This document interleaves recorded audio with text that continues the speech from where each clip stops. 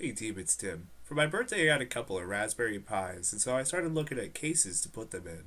On Reddit, I had came across a case that looked like a gaming PC. I saw that case and wondered what I could put together by sourcing different parts from across the internet.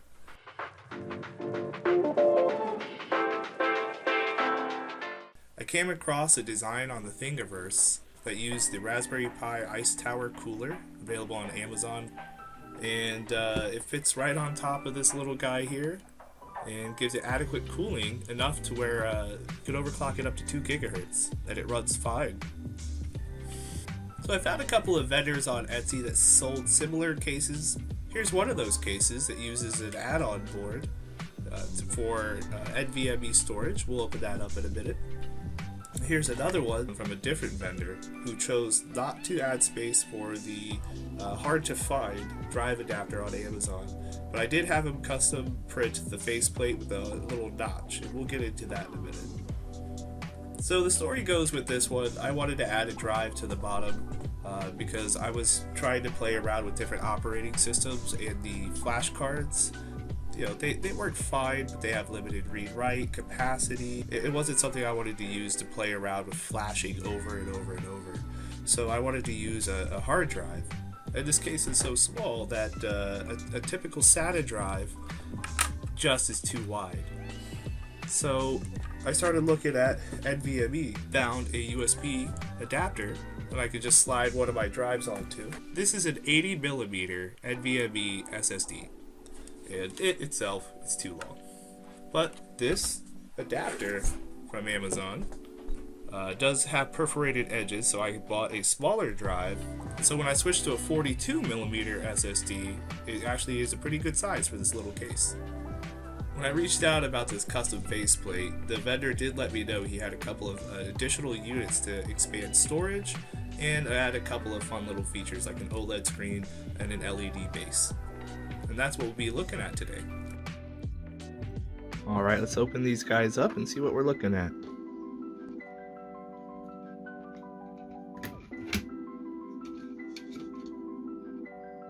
So here we have the carrier board for your M.2 NVMe. And this board carries the 3.3 volts required to power the NVMe. And this little bare metal adapter here.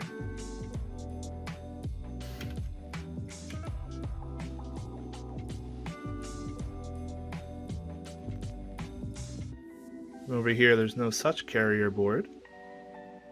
So I got one of these USB 3 adapters, shaved down the plastic a little bit on the bottom, and cut a hole in the faceplate I bought, and had to request a new faceplate. It wasn't so hacked up. But now that sends it down. Plug in my smaller board.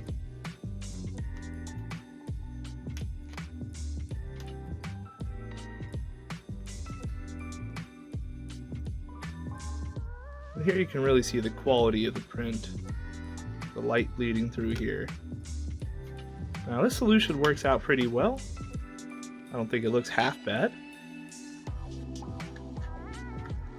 This solution over here, I as well as others I've seen on the Amazon reviews for the carrier board, have problems with the Wi-Fi. A couple of other differences with the cases. This one comes with a plain black fan, or at least that was what I had with the Ice Tower. And this one came with a color fan, so it really has a pretty nice aesthetic overall. I added this button and I chipped the glass when I did. Due to the Wi-Fi issue, I'll probably just use this as a Minecraft server over at my desk, where I have the router. And let's say you don't have a smaller SSD to fit inside your case, nor do you want to hack yours apart. When I reached out to the vendor about this hole and explained what I did to the original faceplate, he gladly sent me a new one and also asked me to help prototype a new base for it. The idea being that we can plug it into the base, and we could have a little OLED display, and we can drop our drive in, and yeah, pretty tough. But There we are. And using a SATA to USB 3 cord, there's enough power to run this with the Raspberry Pi.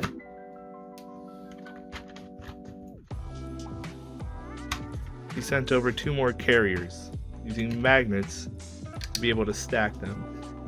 But it didn't match up, so I was very confused when I got it. However, the next set of prototypes had this drive set up. It allows us to drop in our SSD USB adapter, or you could drop in a SATA drive and it would actually have something to hold it in and would run via USB 3 as well. I had some problems with this when I tried it out. I'm not sure what this opening was for, but I couldn't get the drive plugged in without hitting the opening.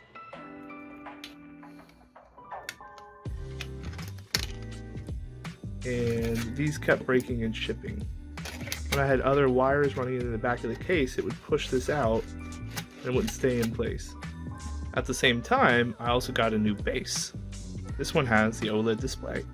To hook this one up, it would just be a few cords run into the Raspberry Pi. We take the base plate out, and I'll be showing that later. And now we have a new base. One of the stackable units is a SD card extender. So we'd be able to just snap it on with the magnets, and we can run out the cord here to the back of the Pi. I also have the latest drive bay. You can see the difference of the old one. So this one allows the USB to fit right through, and there is a mounting screw for the SSD. Alternatively, we can take this out, drop in SATA drive, and screw that right into place. And finally, we have the LED base. Pretty simple 3-wire setup, and these are addressable LEDs, so we have positive, negative, and data.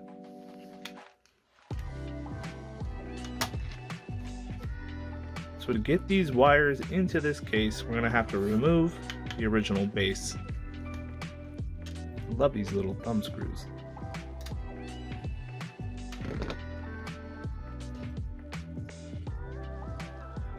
Alright. Alright. Get this top back on.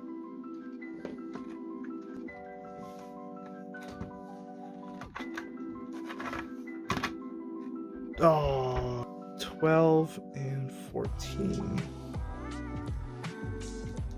Yes. Okay.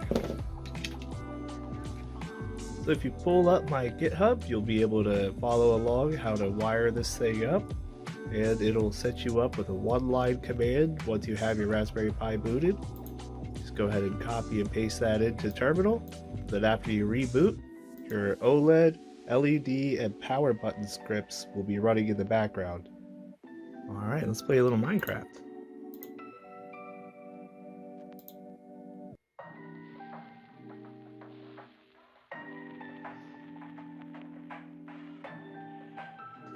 Weird.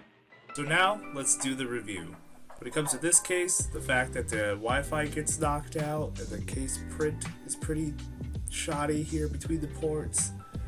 This will probably be relegated to actually running Windows on Raspberry, because currently Windows on Raspberry doesn't support Wi-Fi, and I have to use Ethernet anyway, so that's a fun thing I can still use this for. In this case, we'll continue to hold my Raspberry Pi 8GB, because, well, it's pretty cool, and I have the reset button, the OLED to tell me how I'm doing as far as temperature goes, and CPU load, so it'll be fun to overclock this one. And the LEDs are pretty fun. I'm not set on what base I'm going to use in the middle. It'll probably be this green one here, so that I can slide in whatever drive I want later. And the reason I would want to use a drive as opposed to the SD card on the back is, well, these only have so many read writes and so much capacity. We can keep things like our games on our hard drives, and we just boot the OS from the card, or we can remove the SD card entirely and boot right from USB.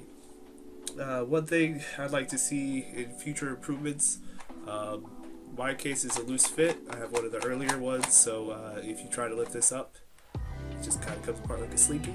The magnets in the base are still the older ones that he had, and the magnets from the new tray are really good, really strong. You know, I could probably lift up the whole thing from these little magnets. So yeah, I'll probably use this base and swap out the different hard drives as I test things out, and probably stop using this little pass-through here. So if you want to use an external drive to boot from or load games onto, you're probably going to want to opt to get the expanded base package. But if you just want to play around with Raspberry Pi in a pretty cool little case, then the base model is probably all you're going to need. So don't hack apart the case like I did, just upgrade and you'll get a couple more neat little features. Well, thanks for listening to me drone on about this case I've been playing with for the past 2 or 3 months.